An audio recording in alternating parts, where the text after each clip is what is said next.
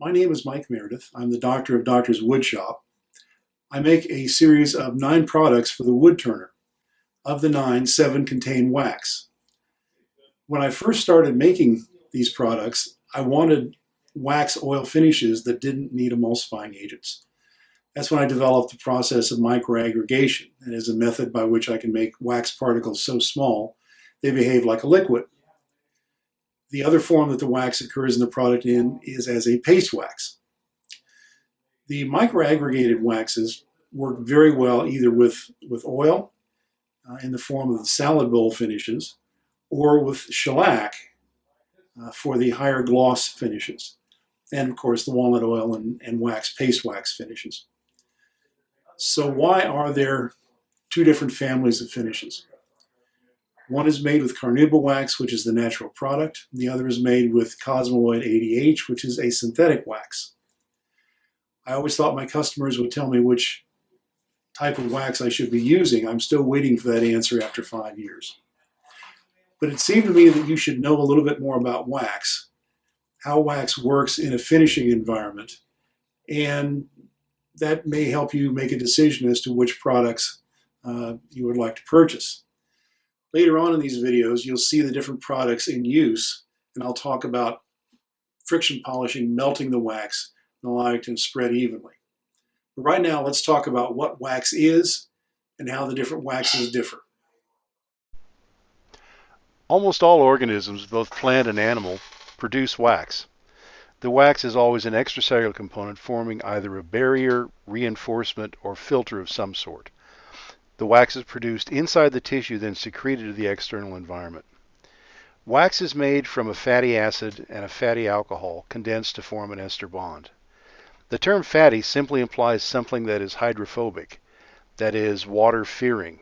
It's not water-soluble. Wax is the most insoluble biological material.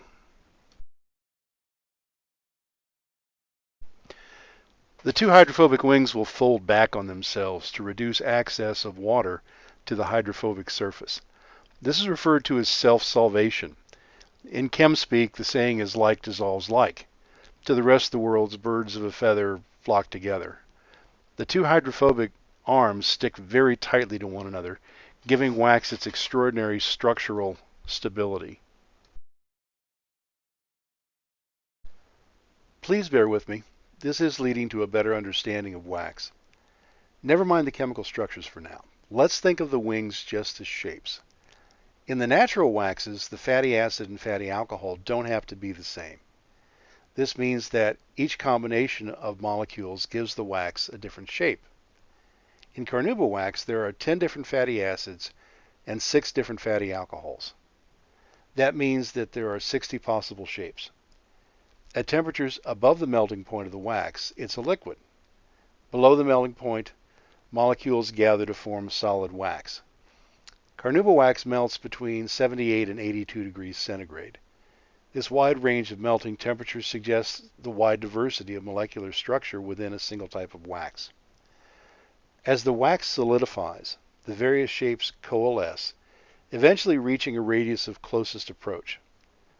Because of the differences in the wax shapes, this radius can vary significantly. I compare this to building a wall with rocks.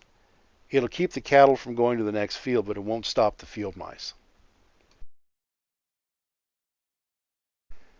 Synthetic waxes like cosmoloid ADH are made for a specific purpose and therefore made to be identical. They are synthesized from one type of fatty acid, one type of fatty alcohol. The result is that the wax produced has a more uniform shape. All the wax molecules are the same. The melting point of cosmoloid ADH is 81 degrees centigrade, suggesting a more refined molecular structure.